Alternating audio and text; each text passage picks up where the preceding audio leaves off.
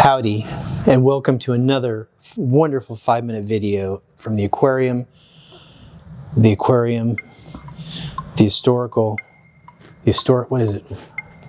Remind me again, where am I? The Museum of Aquarium and Pet History, there you go. Okay, sorry, it gets a little cloudy sometimes. You know it is when you get older. So, all right, here we have another box. This came from a friend of mine that I've known many years. And he sent it to me and I was real excited. And then I told him, I said, I'm going to do a 5-minute video. And he said, Gary, I don't think anything in that box is worthy of a 5-minute video. And I thought, no, a lot of people that, you know, when it's items that aren't super old and they remember them from their childhood, it's actually really impressive. People get all excited about that. Wow, I'm a little crazy with the bubble wrap.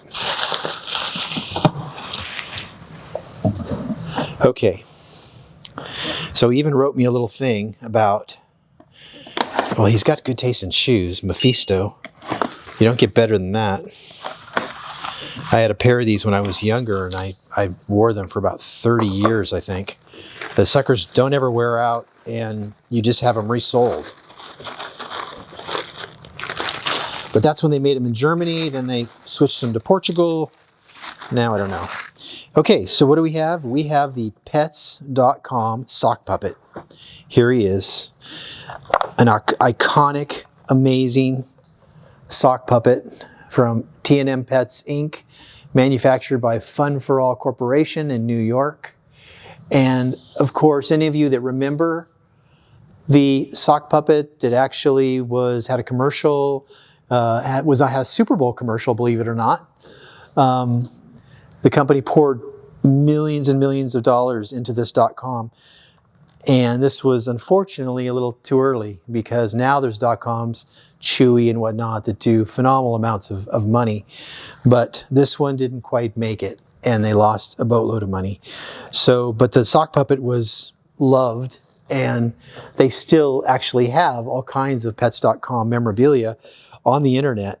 And so my friend had this one. He said, do you want it? I said, yes, I want it for the museum because it was an iconic figure from the pet industry that unfortunately died too young. All right, so that's the pet.com sock puppet. And I believe that was about maybe 20 years ago that they were around and on television, and now they are gone. I'm a professional happy puppet thing. I'm here to play with the tabby cat. Hang on, Dino! We're coming home!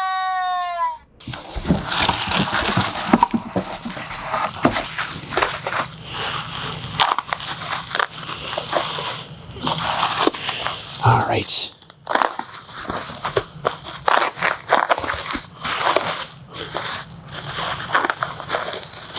Oh yeah, okay. So this is a special limited edition from the American Cichlid Association. That's a fish. This was Anton Schmidt's copy, actually. Anton Schmidt was the first person really to run San Francisco Bay brand. And then his son took it over after Anton passed. And this is A History of the Aquarium Hobby by Klee, special publication #1, the Guy Jordan Endowment Fund, American Cichlid Association, limited to 300 volumes. This is copyright 1987. And this is copy number 139, and it's signed by Klee. So everyone knows that Klee wrote really the book that everyone goes and refers to on the history of aquarium keeping. His original one was called The Toy Fish. This is a history of the aquarium hobby in America. So, but this was a limited edition to 300 copies. And this was Anton Schmidt's copy, which is pretty cool. So that's that one.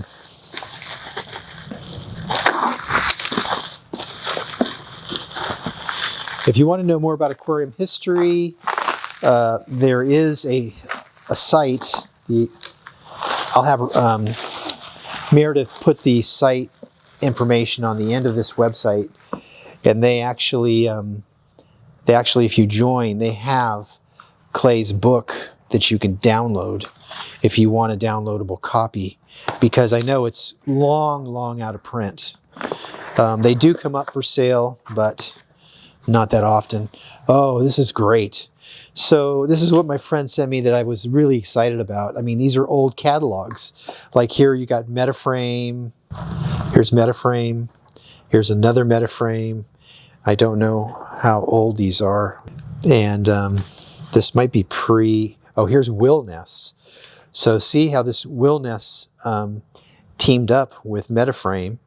And here's a Dynaflow filter, which says Wil-Nes, but then it became Metaframe Dynaflow filter. Exotic aquarium fish, which was Ennis. All different kinds of Ennis or Metaframe stuff. And Gro-Wel.